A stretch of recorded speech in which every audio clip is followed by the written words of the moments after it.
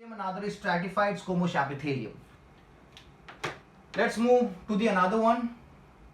That is going to be cuboidal epithelium. क्या देखेंगे? Cuboidal epithelium देखेंगे. तो cuboidal epithelium के जो cells होते हैं ना, they are cuboidal. They are made up of cube-shaped cells.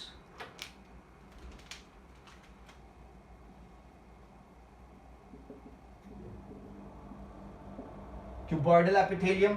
तो डायग्राम चेंज करना पड़ेगा, पर नीचे की तरफ तो बेसमेंट मेम्ब्रेन ही आने वाली है. तो first we need to make a basement membrane.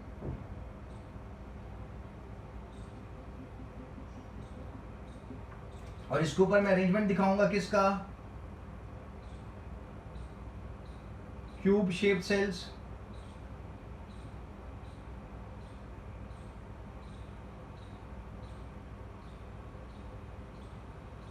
ठीक है, न्यूक्लियस, हर एक सेल का न्यूक्लियस दिख रहा है यहाँ पे. So let's write about it. It is made up of cube shaped cells which have round nuclei. Round nuclei दिख रहा है आपको. Made up of cube shaped cell having round nuclei. Okay, मैं और थोड़ा इसको राउंड दिखा देता हूं अच्छे से आपको दिखे. So now what do we have? We have this basement membrane. नीचे की तरफ हमेशा बेसमेंट मेम्ब्रेन दिखानी है.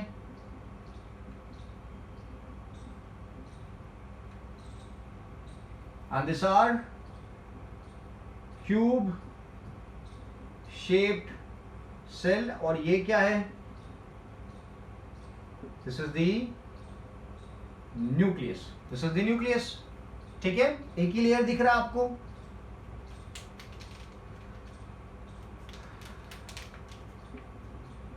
These cells form a single layer. Double layer नहीं है जैसा आपने देखा था स्ट्रैटिफाइड में. इस तरीके से this is single layer. The cell form a single layer. और क्या लिखेंगे? दे आर फाउंड और they form the lining of kidney, tubules and ducts of salivary glands. They form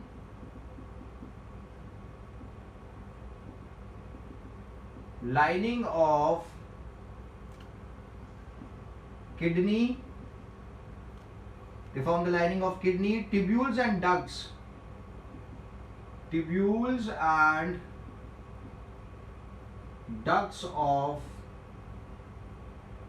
salivary gland. salivary gland आपको पता है ना, saliva produce करती है, किडनी फिल्ट्रेशन का काम करती है.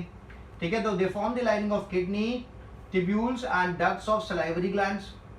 ओके, और क्या काम कर रही है वहां पे? Providing, it provides mechanical support. It provides mechanical support to the structures. ठीक है, it also form germinal epithelial of the gonads. लिखते, it also forms germinal epithelium of gonads. Now the question is, what are gonads? So gonads is a common term for testes and ovary. अगर मैं बोलता हूं mail gonad, तो mail gonad मतलब क्या है? Testes है. और अगर मैं बोलता हूं फीमेल गोनाड, तो आप बोलोगे दैट इज ओवरी. तो जनरल टर्म्स में आप बोल सकते हो गोनाड, और स्पेसिफिक अगर आपको बोलना है तो आप बोलोगे टेस्टीज या फिर ओवरी. और यहाँ पे मैंने एक और चीज लिखी है, जर्मिनल एपिथेलियम. अब ये जो वर्ड मैंने लिखा है ये बहुत इंपॉर्टेंट है, क्योंकि ये जो लेयर है ये हेल्प करते हैं in the formation of sperm and egg. Testis क्या प्रोड्यूस करते हैं? स्पर्म प्रोड्यूस करते हैं, that help in the process of reproduction. And ovary क्या प्रोड्यूस करती है? एग और दी ओवा, that also helps in the process of reproduction. So germinal epithelium is very important because it leads to the formation of In the males it leads to the formation of sperm and in the females it leads to the formation of egg. ठीक है, तो आप देखो यार cuboidal epithelium का कितना important role है, germinal epithelium form कर रहा है गोनाड्स के अंदर. ठीक है, क्लियर है. Apart from this the cuboidal epithelium also help in absorption, excretion and secretion.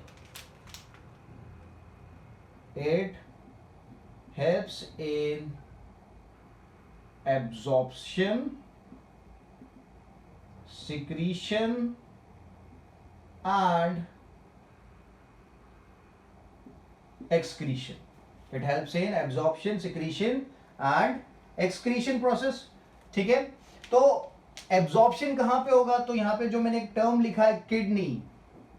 Kidney क्या करती है, किडनी वाटर एब्जॉर्प्शन में हेल्प करती है. किडनी आपकी बॉडी में से जब ब्लड पास होता है फिल्ट्रेशन प्रोसेस के थ्रू, किडनी के थ्रू, तो किडनी का काम क्या होता है, जो इंपॉर्टेंट कंपोनेंट्स होते हैं ब्लड में से उसको एब्जॉर्ब करना. क्या करना, उसको एब्जॉर्ब करना. सो इसलिए मैंने यहाँ पे क्या लिखा है कि it helps in absorption because it is a part of kidney. क्या लिखा है, it forms the lining of kidney. तो किडनी में क्या हो रहा है, एब्जॉर्प्शन हो रहा है, इंपॉर्टेंट चीजों का एब्जॉर्प्शन होगा, तो एब्जॉर्प्शन में हेल्प कर रहा है. फिर मैंने लिखा है सलाइवरी ग्लैंड. सलाइवरी ग्लैंड क्या प्रोड्यूस करता है, क्या सिक्रीट करता है, तो वो सिक्रीट करता है सलाइवा. वो सिक्रीट करता है सलाइवा. ठीक है, तो यहां पे लिख दिया आपने सिक्रीशन. और एक और चीज मैंने लिखी है excretion. Okay, kidney urine formation करती है. किडनी क्या करती है, यूरिन फॉर्मेशन करती है ना. तो यूरिन फॉर्मेशन करती है मतलब यूरिन को बॉडी के बाहर एक्सक्रीट भी किया जाएगा. तो एक्सक्रीशन, ट्यूब्यूल्स एंड डक्ट्स जो होते हैं ना, ये मेन काम करेंगे चीजों को बाहर निकालने का. Okay, so absorption, secretion and excretion done. तो किडनी में एब्जॉर्प्शन होगा, किडनी के थ्रू चीजों का एक्सक्रीशन भी होगा बाहर की तरफ, एंड सलाइवरी ग्लैंड क्या करेगी, सिक्रीशन में हेल्प करेगी. मैं यहां पे फॉर्म की जगह लिख देता हूं, the cells are arranged in a single layer. The cells are arranged in a single layer. ठीक है, so this was about the cuboidal epithelium. क्या याद रखेंगे अपन, क्यूब शेप सेल्स है, राउंड न्यूक्लियर है उनके पास. अरेंजमेंट कैसा, arranged in a single layer. क्या बना रहे, दे forms the lining of kidney, tubules and ducts of salivary glands. Mechanical support provide करेगा इन स्ट्रक्चर्स को. और it forms the germinal epithelium of gonads. Gonads is a general term for testis and ovary. ठीक है, germinal epithelium किस काम में आता है, स्पर्म के फॉर्मेशन में काम में आता है इन द मेल्स, और एग के फॉर्मेशन में काम में आता है इन द फीमेल्स. ठीक है, so this was about the cuboidal epithelium. So cuboidal epithelium is a type of epithelial tissue. ये आपको पता होना चाहिए, should not be confused. So let's move ahead and talk about another epithelium. कौन सा epithelium आएगा, columnar epithelium. So now we'll talk about the columnar epithelium की बात करेंगे.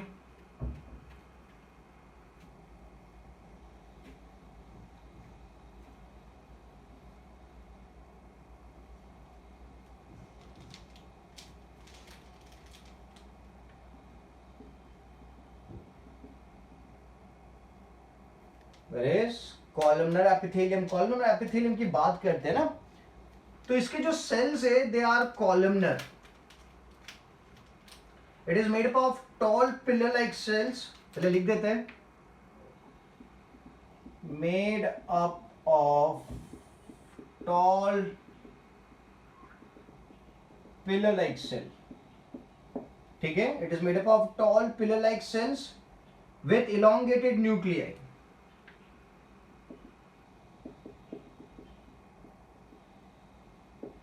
With elongated nuclei. Cells are arranged in single layer. Cells are arranged in single layer. ठीक है, कहां पे देखने को मिलेंगे, so they are found in the inner lining of intestine found in inner lining of intestine. आपको पता है ना, intestine is a part of your digestive system. It forms the inner lining of the intestine. Okay, और किस काम में help करेगा? Intestine में क्या होता है? एब्जॉर्प्शन होता है। ओके, इंटेस्टाइन में एब्जॉर्प्शन होता है और सिक्रीशन होता है। तो लिख देते हैं, it helps in the inner lining of intestine and helps in absorption and secretion of digestive enzymes, secretion of digestive enzymes। ठीक है, एक और इंपॉर्टेंट चीज करता है, it helps in movement, it helps in movement across epithelial barriers, it helps in movement across epithelial barrier, it helps in movement across epithelial barrier। तो क्या क्या चीजें याद रखेंगे? it is made up of tall pillar like cells, ठीक है, with elongated nuclei। cells are arranged in a single layer। अभी तक सिर्फ stratified squamous epithelium को छोड़ के बाकी सब क्या है? सिंगल लेयर में अरेंज्ड है। Found in the inner linings of intestine and helps in absorption and secretion, and it helps in the movement across epithelial barrier। ठीक है, epithelial barrier के across movement में हेल्प करता है। तो डायग्राम देख लेते हैं।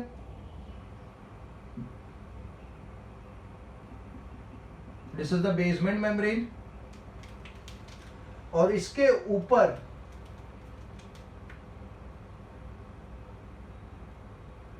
these are the columnar cells।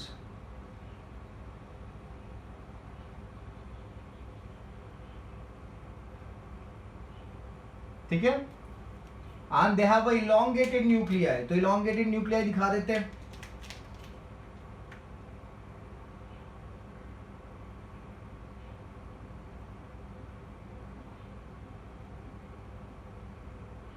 ठीक है, so this is the columnar epithelium। इसकी प्रेजेंस आपने बता दी कहां पे? इंटेस्टाइन में है, जहां पे ये एब्जॉर्प्शन और सिक्रीशन में हेल्प करता है। Done.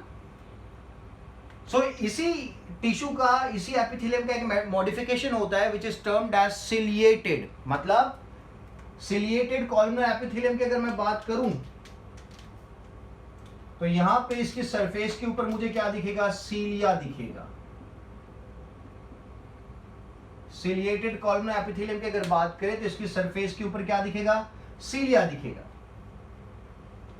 So I rub this down.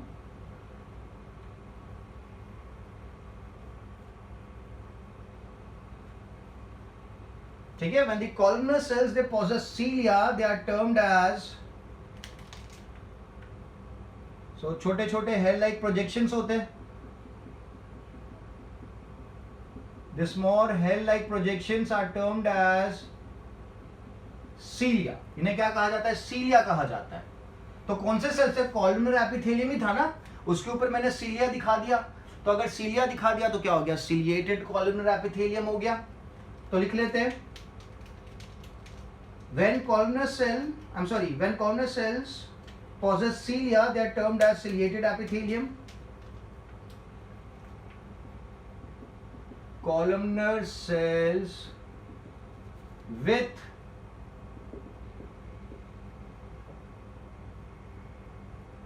hair-like projection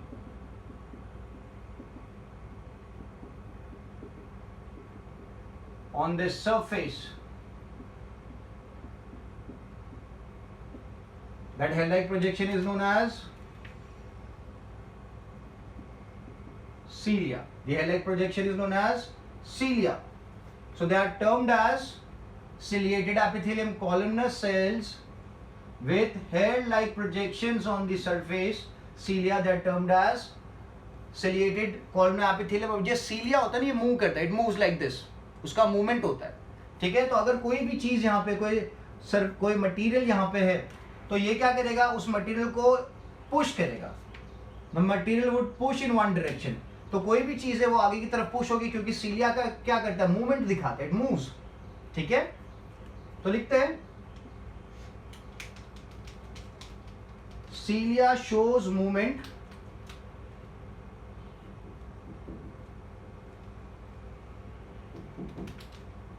cilia shows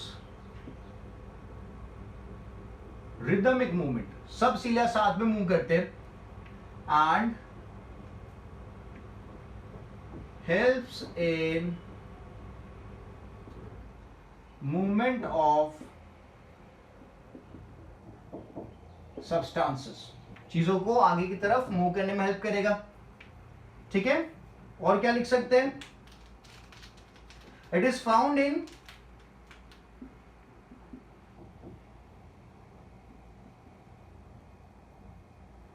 respiratory tract, that is आपका जो ब्रीदिंग का पार्ट है, आपकी नोज के अंदर का जो पूरा ट्रैक है जिसे रेस्पिरेटरी ट्रैक कहा जाता है, उस रेस्पिरेटरी ट्रैक में क्या देखने को मिलेगा? सीलिया देखने को मिलेगा। ठीक है, and also lines the oviduct and also lines oviduct, sperm duct, oviduct है, स्पर्म डक्ट है and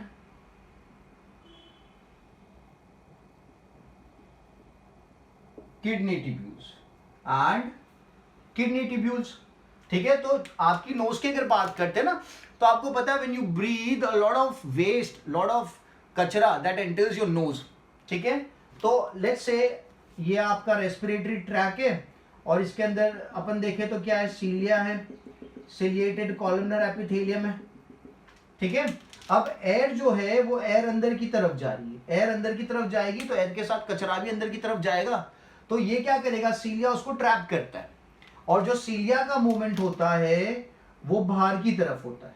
it moves outside, outwards like this, मतलब जो भी कचरा एयर के साथ अंदर एंटर हुआ है वो कचरा अंदर नहीं जा पाएगा, वो बिकॉज सीलिया का मूवमेंट बाहर की तरफ है ना, तो वो क्या करेगा? कचरे को बाहर की तरफ मूव करेगा।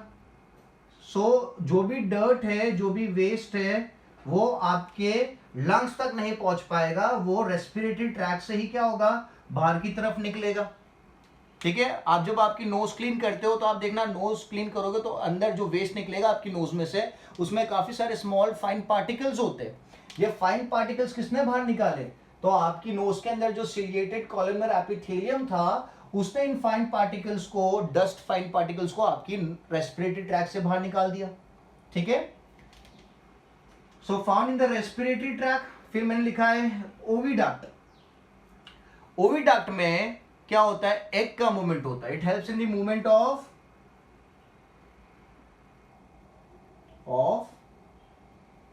एग या फिर ova. It helps in the movement of egg या फिर ओवा। और स्पर्म के ओविडक्ट में they are found in the sperm ducts, आना चाहिए, मैंने ओविडक्ट लिख दिया। They are found in the sperm ducts. Sperm duct मतलब जो स्पर्म को कैरी करता है, तो यहां पे फिर वो हेल्प करेगा किस चीज में? It helps in the movement of sperm. ठीक है, क्लियर है? So this is the function of ciliated columnar epithelium. Cilia shows movement and helps in the movement of substances या फिर helps, ठीक है, found in the respiratory tract, oviduct, sperm duct and kidney. I hope this is clear. ठीक है, so now we have the glandular epithelium. क्या देखेंगे? glandular epithelium।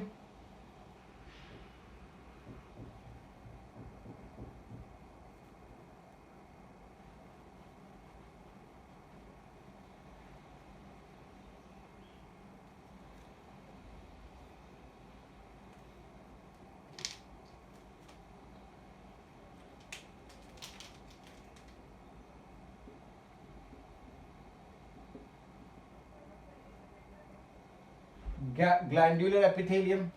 So glandular epithelium is mainly concerned with the secretion. ठीक है, तो मैं दिखाता हूं, लिखते हैं gland cell secrete substances at the epithelial surface. glad cells secrete substances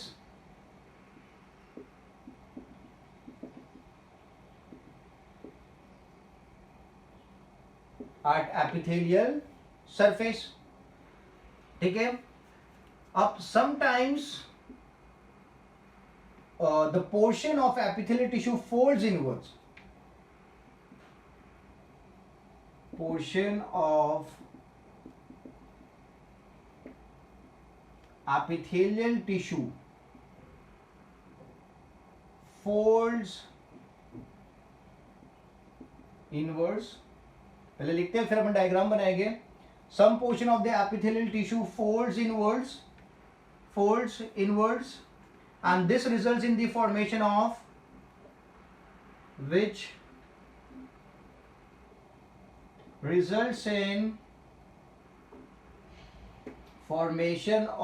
a multicellular gland.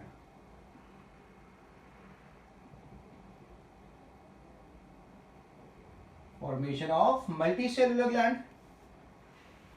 ठीक है. और जो उसका टिश्यू है, its tissue is called glandular tissue. The tissue is called glandular tissue. ठीक है. तो यहां पे क्या लिखा मैंने कि यार some portion of the epithelial tissue folds inwards. ठीक है. तो अपन epithelial tissue बनाते हैं. ये ले लेते हैं अपन बेसमेंट मेम्ब्रेन और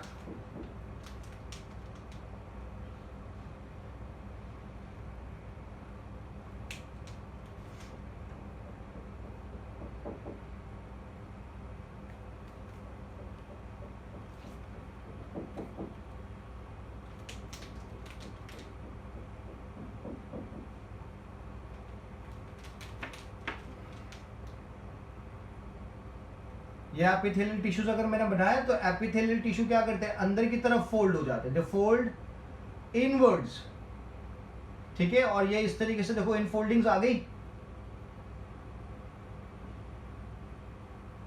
सेल्स की, एपिथेलियल सेल्स की.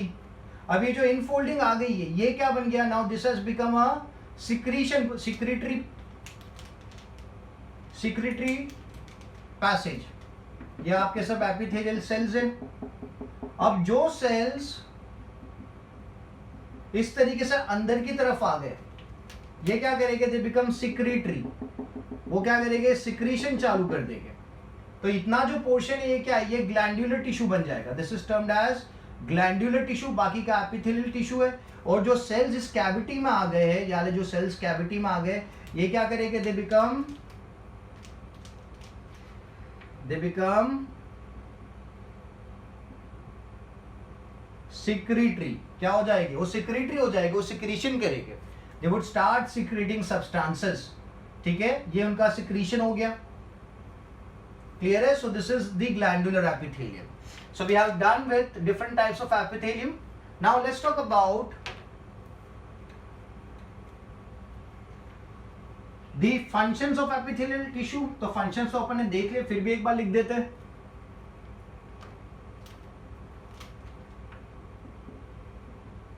Functions of epithelial tissue. So it protects the underlying cells. It protects the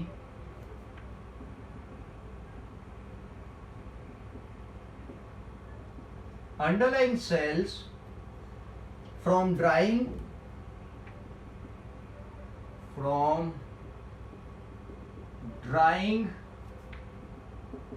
injury से भी बचाएंगे एंड इन्फेक्शन. ठीक है. It protects the underlying cells from drying, injury और एनी इन्फेक्शन. ठीक है. और एक और चीज से protects from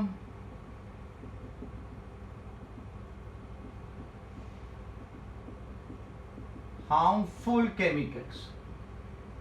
ठीक है, अभी लेट्स से आपकी स्किन के ऊपर या आपके बॉडी के ऊपर हार्मफुल केमिकल कहीं गिर गया, तो आपका हार्ट, आपकी किडनी, आपका स्टमक थोड़ी इसके कांटेक्ट में आएगा। कौन कांटेक्ट में आएगा? एपिथेलियल टिश्यू, आपकी स्किन कांटेक्ट में आएगी ना। तो मतलब आपकी स्किन ने क्या किया, आपके जो मेन ऑर्गन्स थे उसको बचा लिया। तो इसलिए मैं क्या लिख रहा हूं, it protects from harmful chemicals. कौन? The epithelial tissue. फिर it plays an important role in exchange of, or vital role in regulating the exchange of materials between the body and the external environment. Performs important role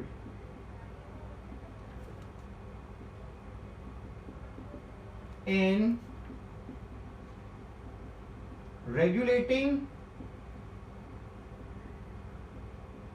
the process of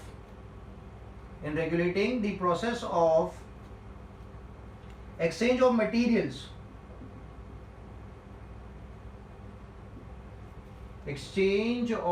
materials, between किसके बीच में? between the body surface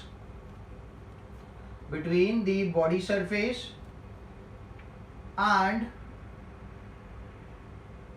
external environment. Body parts, between the body parts and external environment.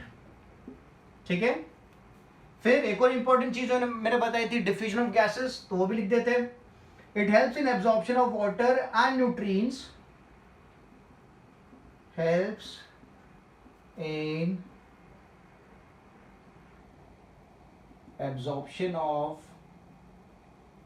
water and nutrients and in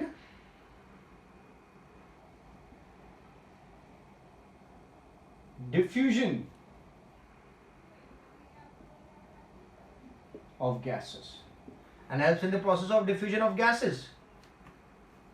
ठीक है, तो ये किसकी बात हो रही है? एल्वियोलाई की बात हो रही है, ये किडनी की बात हो रही है।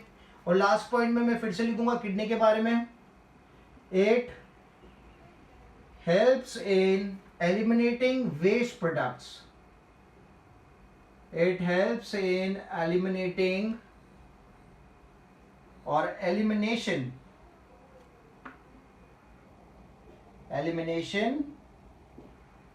of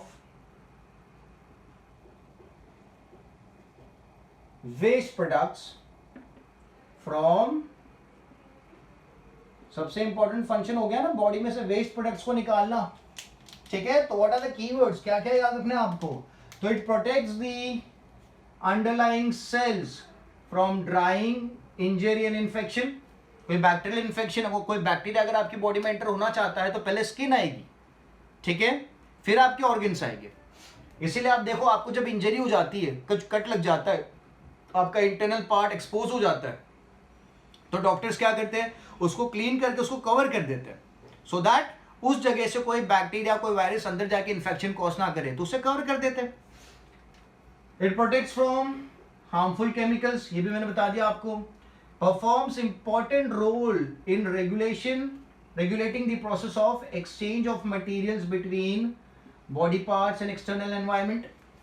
ठीक है, it also helps in absorption of water, nutrients and diffusion of gases. ठीक है, ये किडनी की बात हो रही है, ये एल्वियोली की बात हो रही है। and it also helps in elimination of the waste products from the body. तो ये भी किसकी बात हो रही है? ये बात हो रही है किडनी की, और जो यूरेथ्रा है जहां से वेस्ट यूरिन बाहर निकलेगी उसकी बात हो रही है। ठीक है, सो I hope the epithelial tissue is clear. Every body part, every organ of your body is going to be covered by the epithelial tissue from the outer side and the inner side. ठीक है, एक layer बना होगा, और वो दोनों layers, कौन से दोनों लेयर्स? ऑर्गन का लेयर और एपिथेलियल लेयर के बीच में कोलाजन टिश्यू होगा। ठीक है, सो आज के लेक्चर में we have talked about the epithelial tissue. Next lecture में अपन दूसरे टिश्यू की बात करेंगे जो टॉपिक बाकी है। सो आई होप आप इस लेक्चर को अच्छे से गो थ्रू करना। जो डायग्राम से, एवरी डायग्राम इज इंपॉर्टेंट, ठीक है। तो मेक श्योर आप डायग्राम को प्रैक्टिस करो। आप टेक्स्ट बुक में से देख के प्रैक्टिस कर सकते हो, मैंने जो डायग्राम्स बनाए उनको देख के प्रैक्टिस कर सकते हो, but you have to practice them, ठीक है। आप जब ये लेक्चर देखोगे तो आपको लेक्चर देखने के बाद नोट्स बनानी है, और नोट्स बनाने के बाद आपको मुझे व्हाट्सएप करना है, ठीक है। So I will keep this much for the lecture. In the next lecture will move ahead and talk about the new details regarding the chapter, ठीक है। चलो, थैंक यू सो मच।